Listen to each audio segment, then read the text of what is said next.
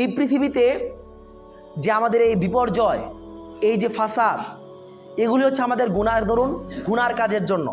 অতিরিক্ত মাত্রায় গুনাহ করার কারণে এই পৃথিবীতে আযাব চলে আসছে, আমাদের দ্রব্যমূল্য বৃদ্ধি পাচ্ছে, আরও সামনে যে কত বিপদ আসবে এটা আসলে বলা যাচ্ছে না। কারণ পৃথিবী দিন দিন ডে বাই ডে আস্তে আস্তে শুধু খারাপ হচ্ছে। আজকে এই খারাপ হওয়ার পিছনে সর্বপ্রথম যে কারণটি হচ্ছে, এটা হচ্ছে এই বাবারা, এই নিকৃষ্ট বাবারা। এই বাবাগুলি তার ফ্যামিলিকে কন্ট্রোল করতে না পারার কারণে এই ফ্যামিলি থেকে ভালো একটা ছেলে বের হচ্ছে না।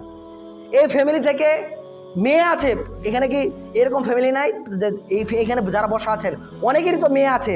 আপনার মেয়ে কি ইসলামিক জ্ঞান নিয়ে বড় হচ্ছে, নাকি বর্তমান সোসাইটির সাথে তাল মিলিয়ে বড় হচ্ছে? তার মানে আপনি আপনার মেয়েকে ধ্বংস করছেন। আপনার মেয়ে জানে না যে আমার বাবা খারাপ। আপনি আপনার ছেলেকে ধ্বংস করছেন। আপনার ছেলে জানে না যে আমার